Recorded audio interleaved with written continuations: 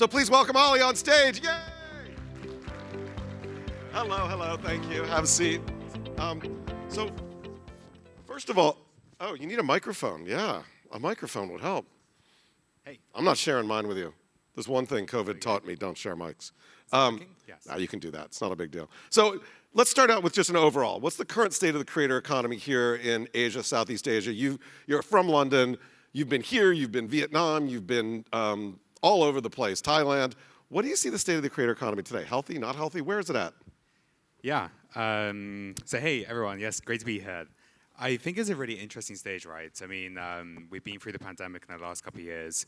2 years ago, it was very focused on kind of Web 2. Now it's very much about, or last year was very much about kind of ownership, and throughout this year. Next is all about community, and we're potentially entering this recession, and the only way creators are going to be able to stay together through this difficult time is community. So I think one of the biggest trends we're seeing next is community. Like Jim was saying, right, being in Korea, Thailand, Vietnam, this whole category is exploding in the region. I thought US was huge, where most of the creator economy companies are, but there is so much happening in this region. Yeah, we actually have 3 startups coming up as the days go on, the next 2 days, that are building great stuff in the creator economy. So you'll see that.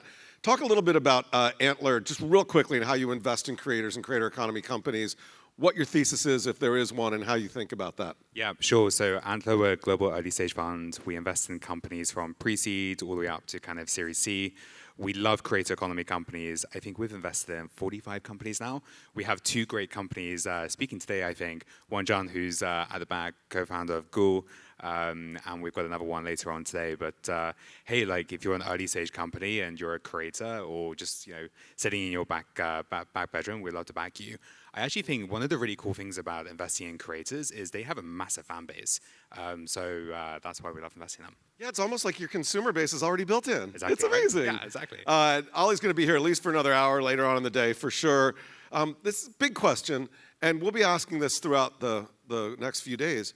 It kind of feels like we're in this moment of change here, right? I mean, Twitter is going south, Meta layoffs, other things. YouTube's still strong, TikTok's growing, but I almost feel like we're at this cusp of change right here, where we're kind of like the old social media networks are kind of, I don't know, not fading out, but they've matured.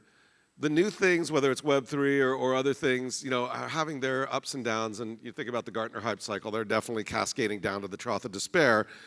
But does it feel like we're moving from the old to the new right here? And what do you think that new might be? Yeah, this is a great question. I'd love to get your take, by the way. I actually think it depends on 2 things, right? It depends on the generation, but also geos. So I used to use Facebook maybe every day. Now I use it twice a month. But when you look at Thailand, their one method of communication is all through Messenger. So I think it really depends, what location you're based in, and when a new app comes out, because some influencer is created, of course you're going to use it, right?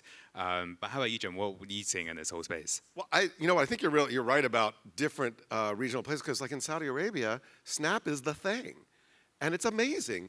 But I actually think we're heading more towards deliberative platforms. So things like, how many people use Be Real? Has Be Real become a thing out here? Well, it's an example of a deliberative platform, right? Once a day it says, Be Real. And if you think about the younger you are, the more likely you're in a sort of, I want to be real and deliberative versus, I have to be the perfect me for Instagram. So I wonder, is it more deliberative platforms? Is it more things like even Wordle, where these little games that you can play and share with each other, but you do it once a day very deliberately. I wonder if that's it. You can talk about the metaverse, you can talk about Web3, you can talk about all that. I think we're headed towards a more deliberate thing, but I have no idea. This is just me guessing. Yeah, I think we're still quite early. When you look at these new platforms that go viral very quickly, not many of them last very long, right? It's kind of like a hype thing.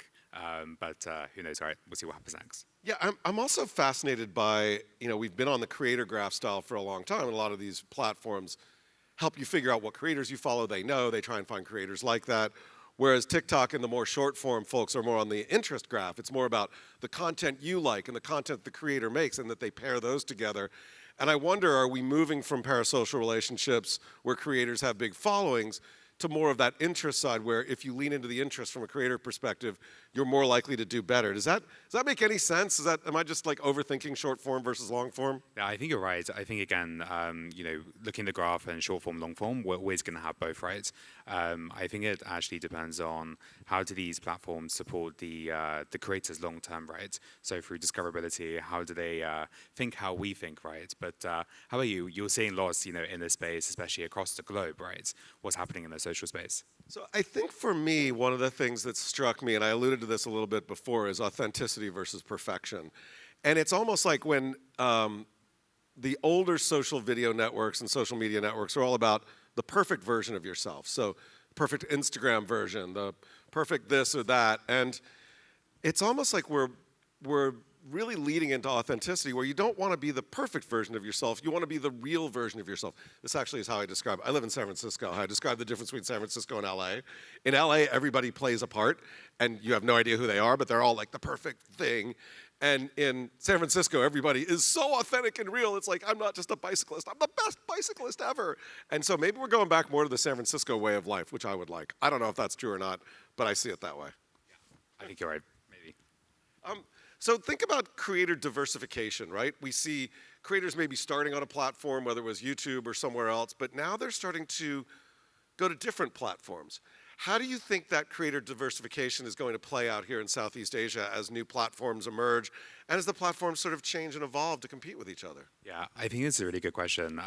Looking at it from a Southeast Asia perspective, but also global perspective, right?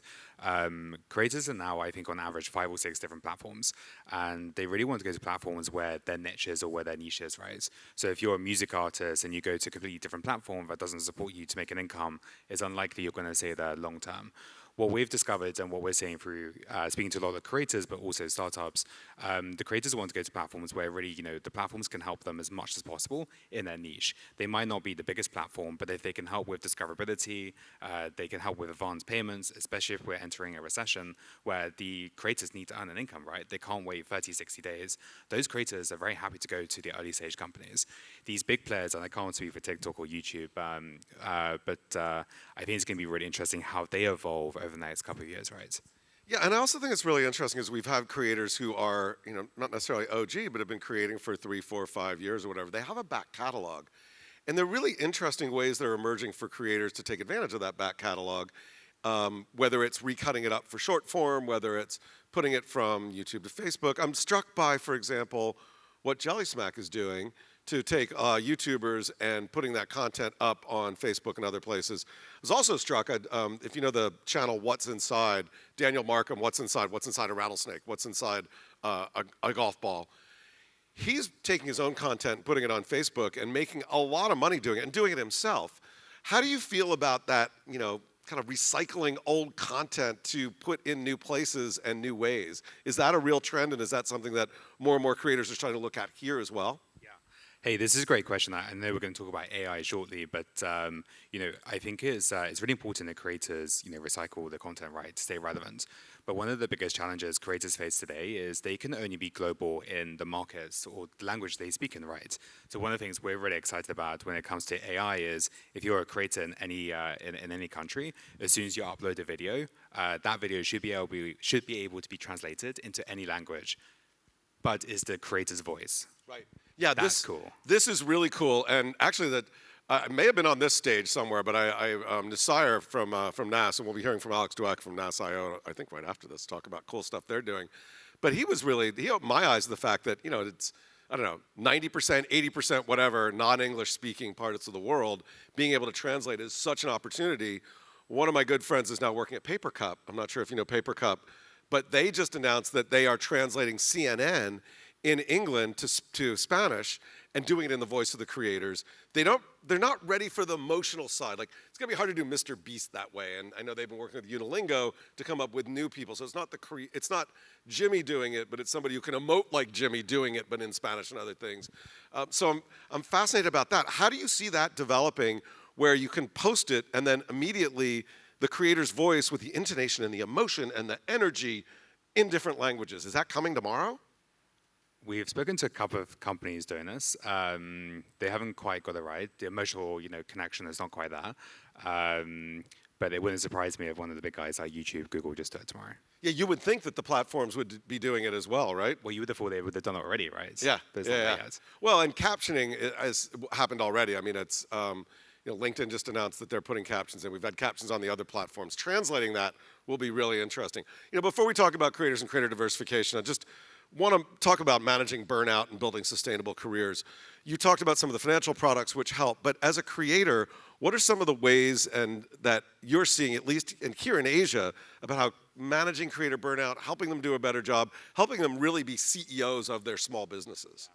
It's a really good question. I'd love to get your take as well from a global perspective, right?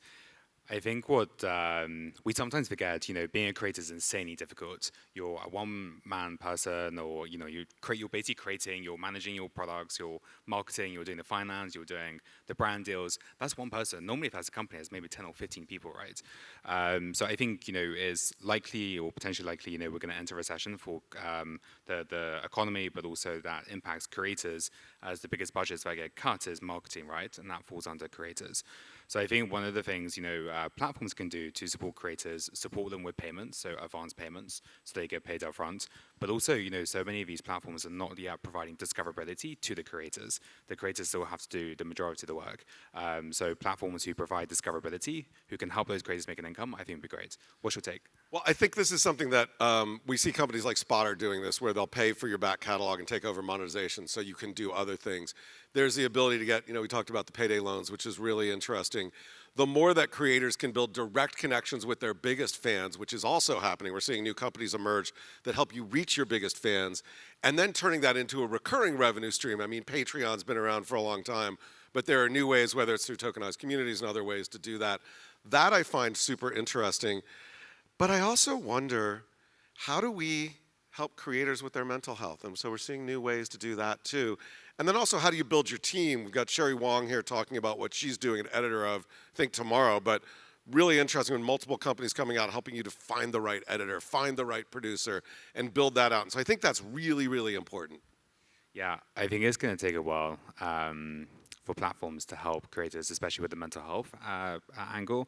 But hey, we're a big team, and let's do this together. Yeah, let's shift a little bit and talk about AI, and particularly I want to talk about generative AI. Relatively, this has grown up incredibly, and it's become the hot buzzword, but I fundamentally believe it. A lot of people used to think, right, AI, it's our robot overlords that are going to take over. But no, what it turns out is they're just going to be tools that help us. Like, I've been making video. I'm a terrible video editor, but I use this product called Descript, which uses AI to actually make me a better video editor. I'm a horrible artist, but I've been using Stable Diffusion and others to create thumbnail art that I'm putting in my videos, and these things are turning me into a passable artist. But the nice thing about it is they turn a good editor or a good artist into a superhero. So I'm all over this. I think it's amazing. What do you think? Are you seeing it and am I overhyping it, or is there something really big here? I think it's pretty cool. I was speaking to a friend of mine who's a creator this morning, and so she does a lot of this, and her engagement increased by 400%. One of her videos normally gets 20, 30,000 views. This one have 400,000 views. What did she use to do that? Like, what were the individual things that helped her do a better job? So normally she's creating videos in person. This one was in the virtual world with some fun creators around her. I can't remember all the things, but it was like 400,000 views. Yeah, that's amazing. Yeah, that's pretty cool. Well, and the thing about these tools, they tie into creator burnout. They tie into how do you build the teams for creators, because they can help you do things faster or better. So not only is it finding individuals to do it, but it also can be finding, the AI-based version of the helpers to do it for you too. So, some of the things that I've seen recently are like, you can feed some of these products a poem and it'll make a video. If you're a musician, you can feed it your lyrics and it'll make a music video that you can post on YouTube or TikTok or other places that'll do really, like, most music videos on YouTube and other places are crap. We all know that. I love that. So I'm psyched to see that develop, and hopefully you guys are going to invest in some of these companies. Hopefully. If there's someone here, we'd love to meet you. Yeah, right.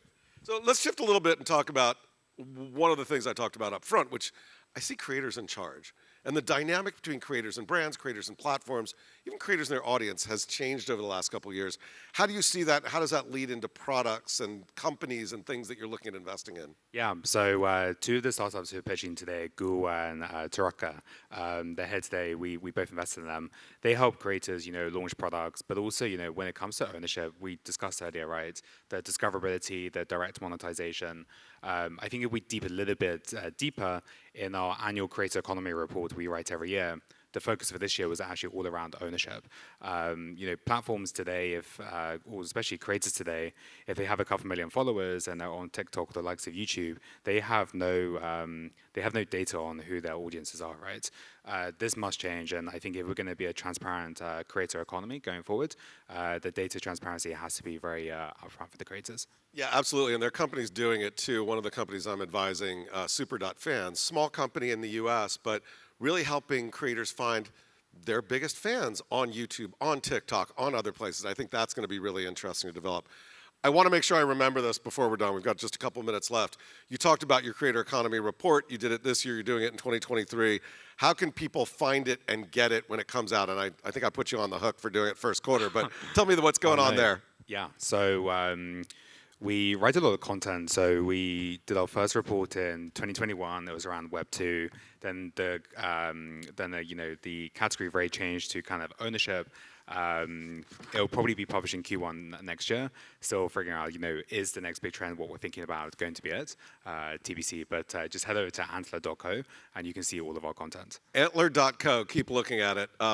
What about live stream shopping? Who do you see winners and losers there? What is some of the trends you're seeing here in Asia? I can talk about the US, but love to get your sense of where it's going on in Asia and how much more it's starting to dominate if it is. Yeah, talk about the US. I can talk for Asia and Europe.